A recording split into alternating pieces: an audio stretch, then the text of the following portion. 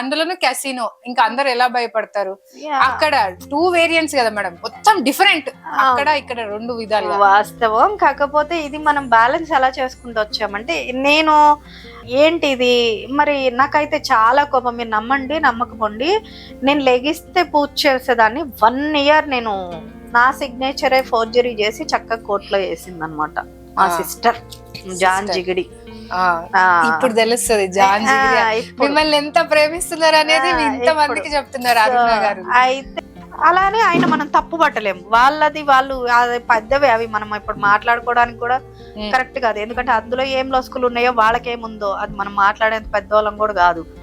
నాకు అసలు ఏం అర్థమయ్యేది కాదు. ఏంది ఇది ఇట్లా కేసు వేస్తుంది, ఇది అలిసిపోయాను. ఇంకా అప్పటికి నా వల్ల కాలే, డిసైడ్ అయిపోయినా ఇంకా ఏదో ఒకటి చేసేసుకున్నాం. ఇంకా అసలు ఇట్లా కాదు, సరే నేను ఏదైనా చేసుకుంటున్నా, పిల్లల పరిస్థితి ఏంది, ఈయన అంతంత మాత్రం నా పిల్లలు ఈయన ఎక్కడికో వెళ్ళారు అప్పుడు ఏదో ఫ్రెండ్స్ అనో ఏదో అది ఇది నాకేమో కోపం ఎక్కువ. అప్పటికే జెంట్స్ తో చాలా విసిగిపోయి ఉన్నాను నా లైఫ్ లో.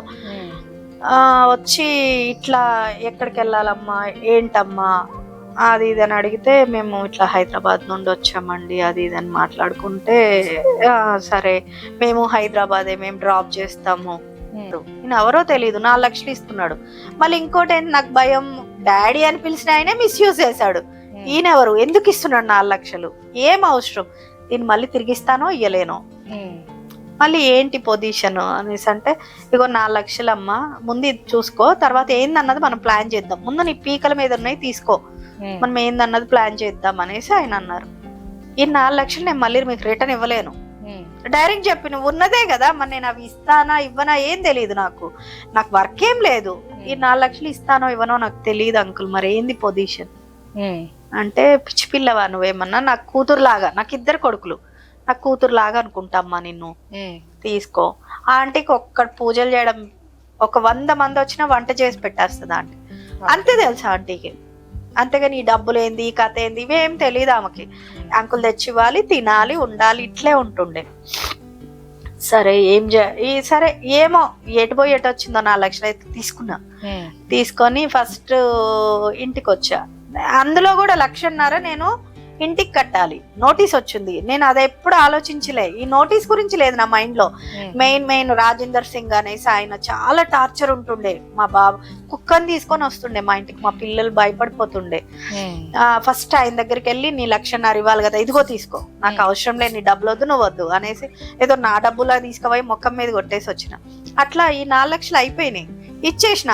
నా ఇంటి టెన్షన్ అలాగే ఉంది, దీని సంగతి మైండ్ లో లేదు. ఏం చేయాలి మళ్ళీ షురు, సర్లే ఏదైతే అదైందని చెప్పి ఒక లైఫ్ వచ్చింది, ధైర్యం కాస్త. ఆంధ్ర బ్యాంక్, ఇప్పుడు యూనియన్ బ్యాంక్, అప్పుడు ఆంధ్ర బ్యాంక్ చింతల్లో ఉంది, ఐడిపిఎల్ చౌరస్తాను, ఇప్పుడు చౌరస్తాలో ఉంది, ఇంకొచ్చి లోపలికి ఉండేది. అప్పుడు డైరెక్ట్ బ్యాంక్ వెళ్ళిపోయినా. మా సార్కి చెప్పిన, కొంచెం వెళ్ళి మాట్లాడమంటే, నేను మాట్లాడలేను నీలాగా అని. సర్లే అయితే అని చెప్పి నేనే పోయినా, ఈయన తీసుకొని పోయినా బ్యాంక్ మేనేజర్ దగ్గర, డైరెక్ట్ గా ఏదో మన సత్తారిల్లు లాగా పోయినా. బ్యాంక్ మేనేజర్ దగ్గర కూర్చొని చక్కగా, ఎవరు ఏంది అంటే, నేనే మనీ, నాగమణి అంటే, నువ్వే నా తల్లి, ఇల్లు కొనుక్కున్నావు, ఇల్లు మరి ఈఎంఐలు కట్టుకోవాలి కదా, ఏంది పరిస్థితి ఏంది అంటే, ఒక గంటన్నర మాట్లాడాడండి ఆయన. గుంటూరు అంకుల్, ఇప్పటికి నా ఫోన్ లో ఆంధ్ర బ్యాంక్ అనే సేవ్ అయి ఉంటది. అంకుల్ పేరు నేను మాత్రం తెలీదు.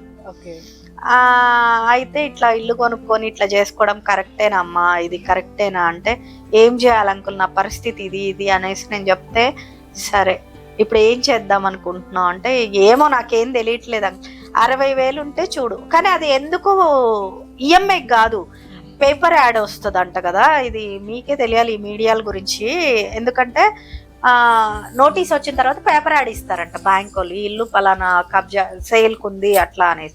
ఆ పేపర్ యాడ్ ఆపడానికి ఉట్టి పుణ్యానికి 60,000, ఉట్టి పుణ్యానికి మీడియాకి కట్టిన డబ్బులు నేను 60,000 అక్షరాల. ఈ కట్టాలమ్మా, నువ్వేం చేయాలి అనేసి.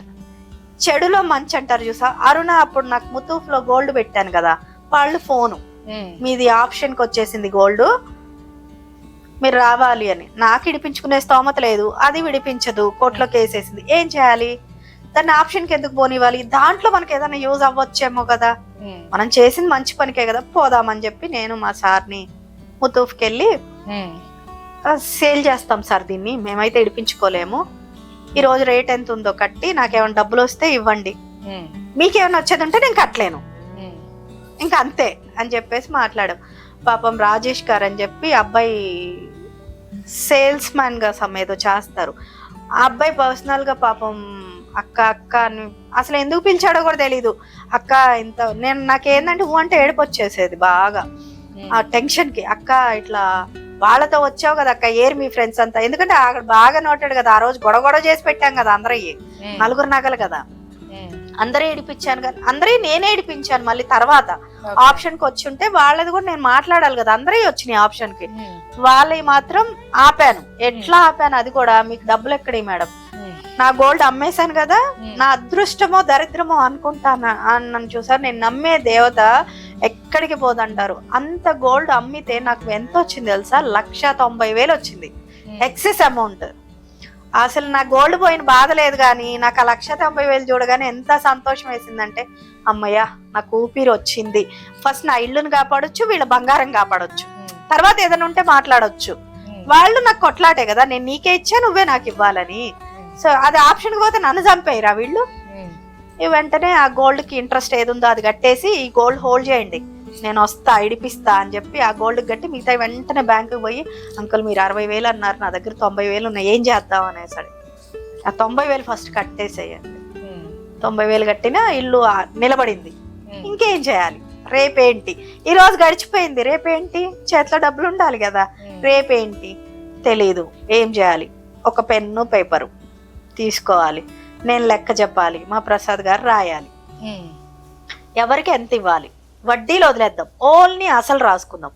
కూర్చొని ప్రతి ఇంటికి వెళ్ళి నేను మా హస్బెండ్ ఇద్దరం వెళ్ళి కూర్చొని, ఇగో మేము మీకు ఇంత కట్టాలి కదా, ఇంట్రెస్ట్ వదిలేద్దాం, అసలు మాట్లాడుకుందాం. బిజినెస్ ఆగిపోయింది, ఏం చేయాలో నాకు తెలీదు, ఎలా చేస్తానో నాకు తెలీదు, కానీ చేస్తా, కడతా మీ డబ్బులు, నాకు కొంచెం టైం ఇవ్వండి, ఒక 2 నెలల 3 నెలల 5 నెలలు నాకేం తెలీదు, ఇప్పుడైతే టైం చెప్తున్నా, ఒక నెల తర్వాత మీకు ఎలా కడతానన్నది చెప్తా అని చెప్పి నేను మాట్లాడితే పాపం అందరూ అసలు పోయేదానికి వచ్చి మాట్లాడుతున్నాం అంటే గ్రేటే కదా, అందరు టైం ఇస్తాం అది ఇది అనేసి బాగానే చెప్పారు.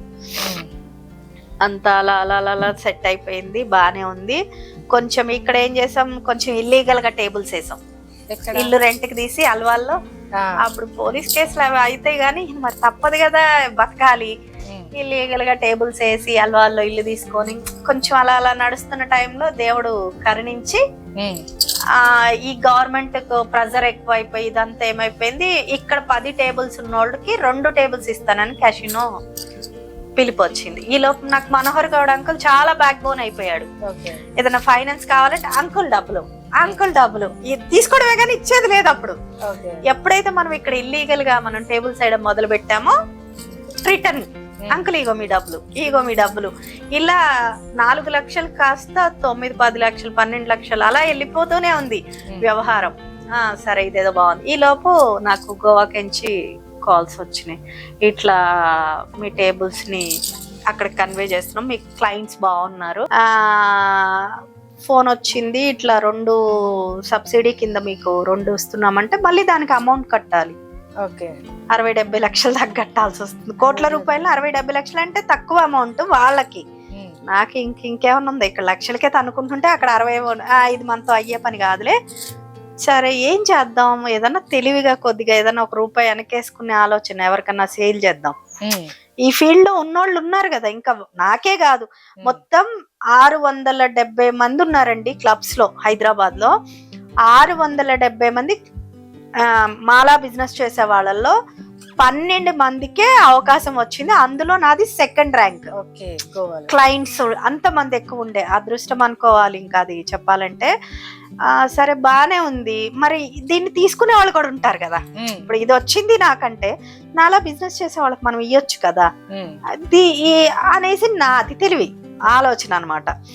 అది మనం చెప్పాం. కానీ గోవాలో మనలాగా ఆలోచిస్తే వాళ్ళు అంత బిజినెస్ ఎక్కడ చేస్తారు, చేయరు. వాళ్ళు ఏంటంటే ఎవరికి వచ్చిందో వాళ్ళు చేయాలి, లేదా నోరు మూసుకొని తట్టబుట్ట సర్దుకొని మీ ఇంటికి వెళ్ళండి అనే రకాలవి.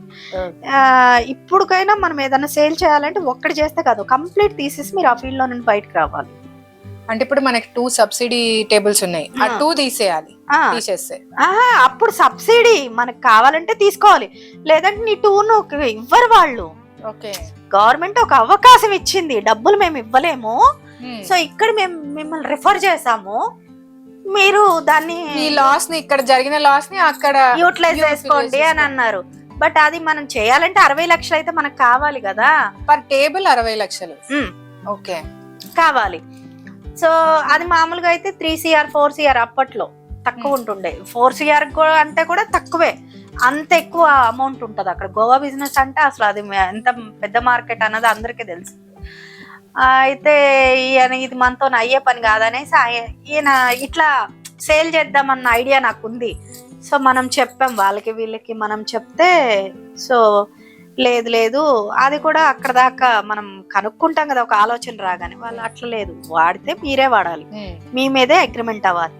ఇప్పుడు తెలిసి ఎవరైతే అగ్రిమెంట్ చెయ్యరు కదా, ఇప్పుడు నా మీద నా పేరు చెప్పి నువ్వు నాకే నమ్మి ఇన్వెస్ట్మెంట్ పెడతావా నా పేరు మీద? రేపు నేను ఇస్తానో లేదో తెలియదు కదా.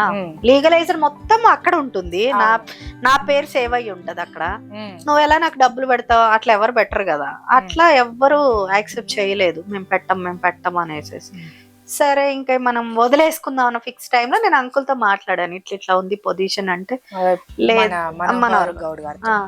మాట్లాడితే అంకుల్ ఒకటి, లేదు నువ్వు నీకు టాలెంట్ ఉంది, నువ్వు చేయగలుగుతావు, చెయ్యి అని చెప్పేసి అంటే, అప్పుడు గోపి అని బిల్డర్ అన్నమాట, మాకు అల్వాల్లో ఉంటారు గోపి అండ్ హరిప్రసాద్ అంకుల్ వాళ్ళు, వీళ్ళంతా ఉన్నారు కొంచెం బ్యాచ్. వీళ్ళంతా లేదు నువ్వు బాగా రన్ చేస్తావు, అక్కడికి కూడా వెళ్ళగలుగుతావు, ధైర్యం నీకు ఉంది, అది ఇది అని చెప్తే, ఎక్కడ గోవా, ఎక్కడ ఇది, మనకి ఇది విలేజ్ కాదు, ఏం చేస్తామని చెప్పి నేను లేదు వెళ్దాం, డబ్బులు అంటే డబ్బుల గురించి నువ్వు ఆలోచించుకో, ఏదో ఒకటి చేద్దాం, నేను ఇస్తా అంటే మీకేంటి అంత లాభం, నేను మళ్ళీ రిటర్న్ అది ఎట్లా, నువ్వు ఇస్తావురా, నాకు కూడా ₹1 లాభం. ఆయన ఫైనాన్సే, ఆయన ఫైనాన్సే, నేను నా పనే నేను చేస్తున్నా, నేనేం నీకు కొత్తగా హెల్ప్ చేయడం లేదు అనేసి అంటే, సర్లే అని చెప్పేసి సరే ఫస్ట్ అయితే వెళ్ళి మాట్లాడొద్దాం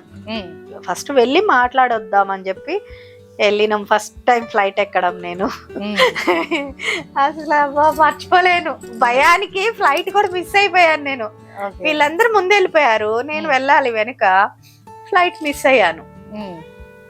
ఫ్లైట్ మిస్ అయిపోయి వీళ్ళు ముందు వెళ్ళిపోయారు, ఒక్కదాన్నే ఉన్నాను. సెకండ్ ఫ్లైట్ బుక్ చేస్తా, నేను ఇంటికి వెళ్ళిపోతాను. ఇంటికి వెళ్దామంటే మనం వెళ్ళినంత ఈజీ కాదు ఎయిర్పోర్ట్ లో నుంచి బయటకు రావడం, బస్ స్టాప్ లాగా వెళ్ళామా వచ్చామా అన్నట్టు ఉండదు, బయటకు రావడానికి కూడా పెద్ద ప్రాసెస్. ఈ ప్రాసెస్ అంతా ఎవరు పడతారు, దీనికన్నా వాళ్ళు ఫ్లైట్ టికెట్ వేస్తానన్నారు, ఎక్కి కూర్చుందాంలే, నాకు జైంట్ వీల్ ఎక్కడం అంటే కూడా భయం. ఇక ఫ్లైట్ ఒక్కదాన్ని, అప్పుడేమో అందరు ఉన్నారని అన్నా, ఒక్కదాన్ని వెళ్ళాలి, ఏం తెలీదు, అక్కడ దిగితే ఏంటి వెళ్తే ఏంటి ఏం తెలీదు. సరే బాగానే ఎట్లొకట్లా వాళ్ళు early morning 4 o'clock flight book చేస్తే నైట్ అంతా ఆడే కూర్చొని ఫ్లైట్ ఎక్కి వెళ్ళినా, ఎట్లొకట్లే ఎక్కినా, మొత్తానికి ధైర్యం చేసి కట్ చేస్తే అక్కడికి వెళ్తే అసలు ఆ ప్రపంచం మారిపోయిందండి.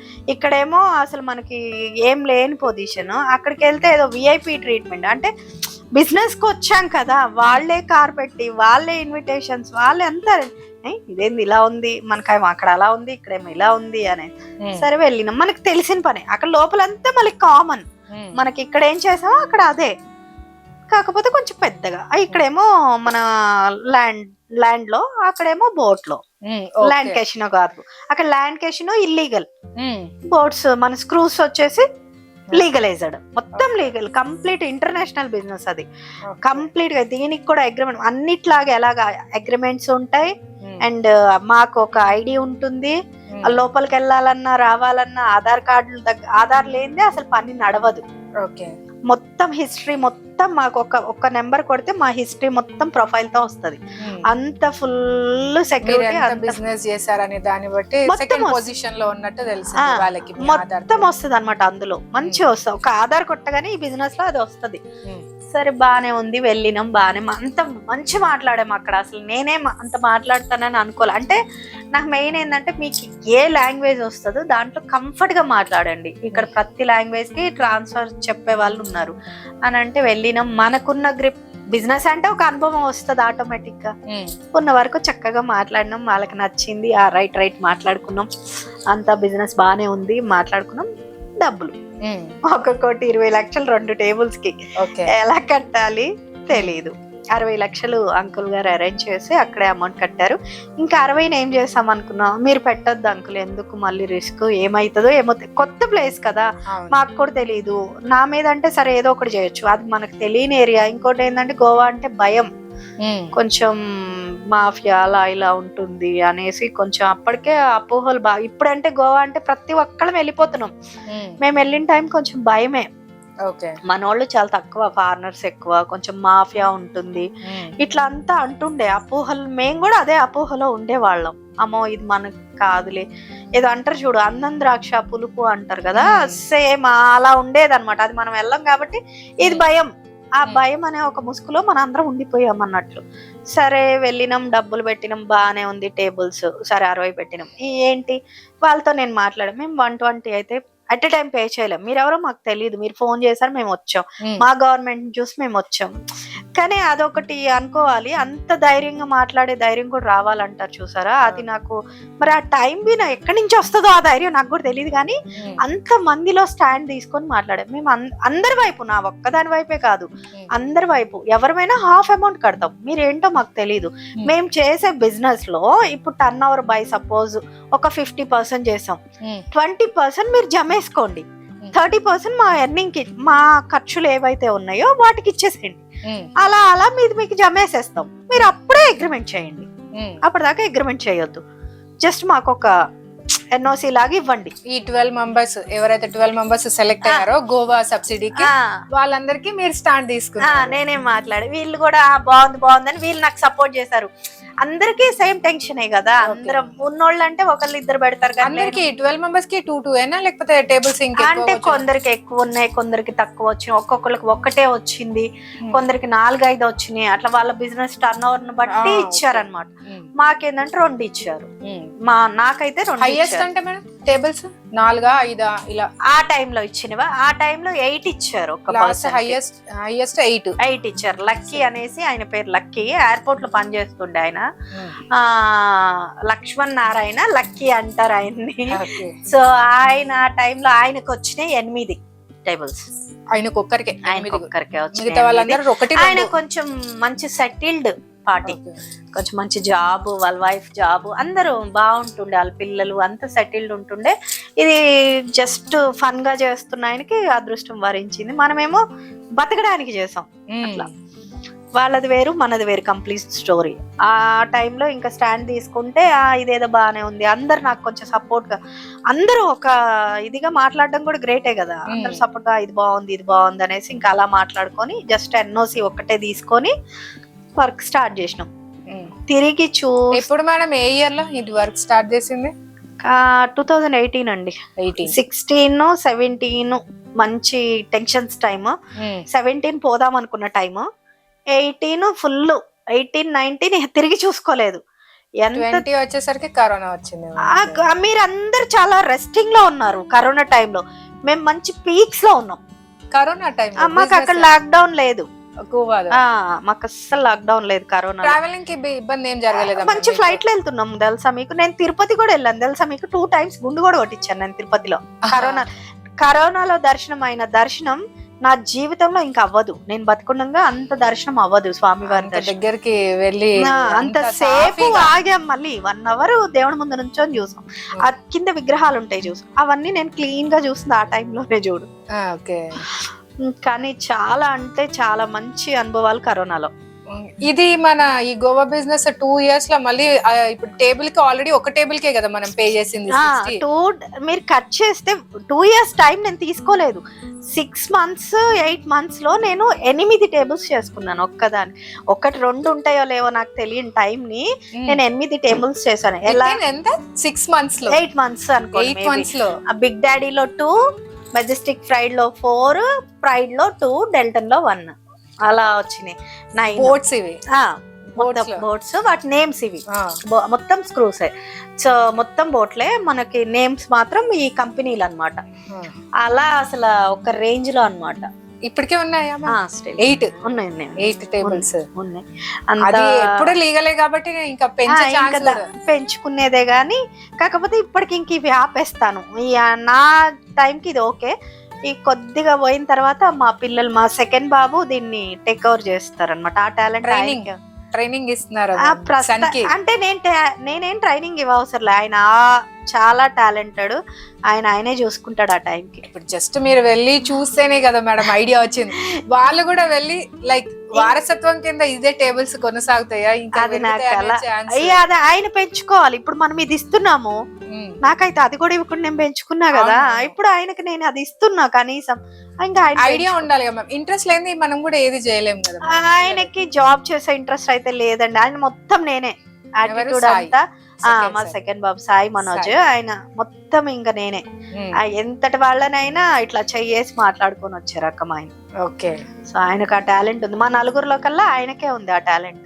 ఇంకెవరు ఇంత టెన్షన్ తీసుకోలేరు. ఇది చూడ్డానికి బానే ఉంటది కానీ టెన్షన్ తో కూడింది. ఇక్కడ అక్కడ అక్కడ ఇక్కడ చేయడంలోనే చాలా అంత బాగుంది. కరోనా అయ్యింది. కరోనాలో కూడా మేము చాలా బిజీ ఉన్నాం. మీరు నమ్ముతారా, డెలివరీ అయిన 15 days కూడా నేను బాబుని తీసుకుని డెలివరీ చేసా, జర్నీ చేసా. మా చిన్న బాబు లాస్ట్ కరోనా 2020 కరోనాలో పుట్టాడు ఆయన. మంచి కరోనా 20లో పుట్టారు ఆయన. ఆయన పుట్టిన 15-20 రోజులకు కూడా నేను గోవా జర్నీ చేసా ఫ్లైట్. వెళ్ళాల్సి వస్తుందా మ్యామ్ మనం కంపల్సరీగా బిజినెస్ చేస్తే? వర్కర్స్ ఉన్నారు కదండి, 20 members ఉన్నారు. అంతా నేపాలీస్, చాలా మంచి నమ్మకస్తులు వాళ్ళు. వాళ్ళ సాలరీస్ అని అన్ని మనం చూసుకోవాలి. మంత్లీ వన్సా విజిట్ చేయాల్సి వస్తే? 15 days కి అక్కడే ఉంటాను నేను. అంటే మంత్ లో 15 days ఇక్కడ ఉంటారు. 15 days మొత్తం గోవా. 15 days. అప్పుడు స్టార్టింగ్ టైం అయితే 2-3 రోజులే జస్ట్ ఇక్కడ ఉండేదాన్ని నేను.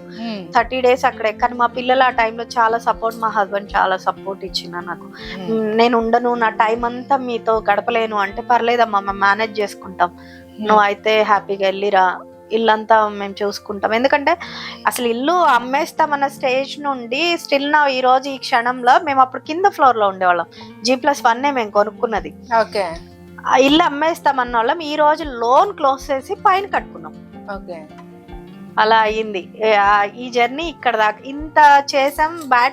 బ్యాడ్ మూమెంట్ ఏంటంటే, ఇప్పుడు ఈ టైంలో మాకు అంకుల్ లేరు మా పక్కన, మనోహర్ గౌడ్ అంకుల్ లేరు. కరోనాలో ఆయనకు చాలా సివియర్ కరోనా వచ్చింది. 2-3 times వచ్చింది. బ్లాక్ ఫంగస్ ఇవన్నీ వచ్చినాయి, చనిపోయారు. అంటే మనోహర్ గౌడ్ గారు కూడా అక్కడికి వచ్చేవాళ్ళ, బిజినెస్ పార్ట్నర్? అమౌంట్ పెట్టేవాళ్ళు. నేను భయపడినన్ని రోజులు కొంచెం ట్రావెలింగ్, ఎప్పుడన్నా వచ్చేవాళ్ళు, లేకపోతే అసలు నన్ను ఎంతసేపటికి సింగిల్ గా వెళ్ళు, ఎందుకంటే నువ్వు ఒక్కదానివే ఉండాలి, నీకు అది ఉంది, నువ్వు సింహాన్వి,